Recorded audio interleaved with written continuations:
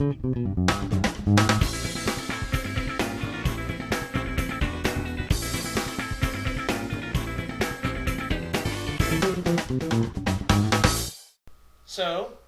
I'm joined yet again by one of my friends for my reviews. Say hi, Allison. Hello.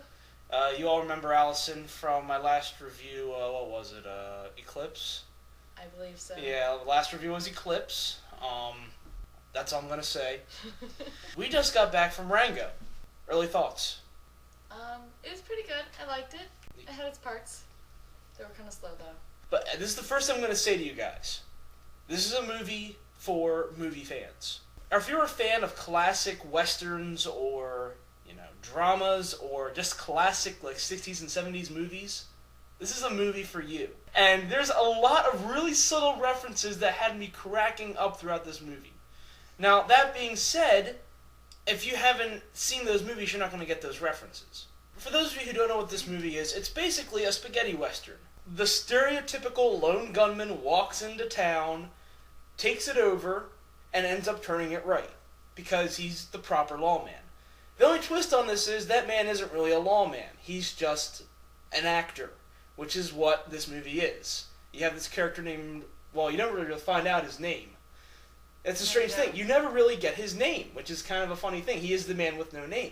So what basically happens is he's riding along inside his owner's car, which happens to hit a bump in the road. He bounces out and is stranded on a highway. It hits an armadillo. An armadillo, yeah.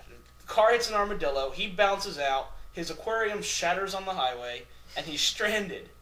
He's subsequently told by this armadillo he has to go and find the town of Dirt in order to find water.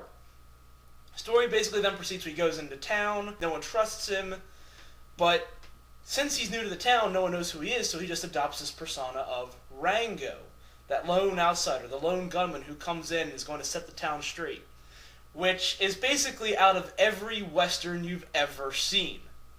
And for someone who enjoys movies, you're going to love all those references. Now, again, this is supposed to be a movie geared to kids. They're not going to pick up on that stuff. No, not at all. Even the parents aren't going to pick up on that stuff.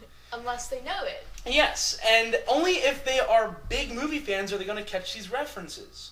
In fact, I don't want to ruin a whole lot in this movie, but there's one thing I have to mention, which I mentioned to Allison a little while ago. Very early on, when Rango hits this highway, he's running around trying not to get hit by cars. He ends up being smacked onto this windshield of this oncoming convertible. We see this man in the convertible, he yells something, he sprays Rango off to the side. No big deal, he's just part of the bit. I actually recognized who the guy was behind the car. For anyone who has seen Fear and Loathing in Las Vegas, it's Hunter S. Thompson, the guy who drives the car in the beginning scene. And, of course, the main star of the movie, who is Johnny Depp. So for a split second, it's Johnny Depp looking at Johnny Depp. And just that had me cracking up. What 12, 11-year-old kid has seen Fear and Loathing in Las Vegas? They haven't. No. And not many adults have seen Fear and Loathing in Las Vegas. I mean, you'd never heard of it going into this movie. I've never even heard of it. How am I supposed to see exactly. Now, for its credit, you should watch it because it's a great damn movie. Alright, give me a list. Yeah, you should watch it. But this little tiny surreal moment, you have Johnny Depp and a former character talking to Johnny Depp as Rango. It's true. And just that type of stuff is what drives this movie. And it's stuff like that that I constantly love in movies. Little in-jokes that only movie fans will get. Now that being said, like you mentioned a little while ago, the middle 30 minutes of this movie does drag. Yeah, there's this whole dragging part. It was like, okay, there's nothing. get on with it. There's nothing really going on. Yeah. There isn't. I mean, it's plot development, but it's not. Yes. It's slow. It's very slow. Very slow. One of the things I asked Allison going in, I said, see if you can find the voice actors for this movie. Because they obviously advertised Johnny Depp as Rango. But one of the things you don't know is that they actually got a very good voice cast for this movie. The Rattlesnake Jake, is actually played by Bill Nye. Very good actor. I do like him. Very good at playing that mean, in-your-face, gonna-punch-you-out dude. Yes. Now, there's other very good voice actors in this. You have, you have Abigail Breslin as the little mouse. Also, you have Ilsa Fisher playing the main romantic lead. Beans is her name, right? Beans. Beans, yeah. You do get into some pretty interesting casting when you find out there's this guy called the Spirit of the West, who's referenced throughout the whole movie, and you don't see him until the very end. Now, I'm not going to give away too much of the plot, guys. I don't want to say who it is, who it isn't.